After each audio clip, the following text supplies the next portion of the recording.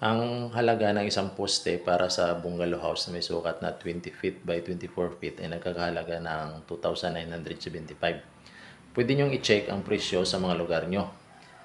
Rebars 10 mm, 5 piraso, 700. 9 mm, 3 kalahati, 315. Simento, 1 kalahati, 330. 4 na sakong buhangin, 160.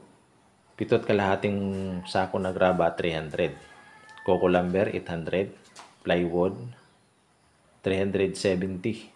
Total niyan is 2,975. Ang area ng kulong puting natin is 50 cm by 50 cm. At ang kapal ng buhos is 20 cm.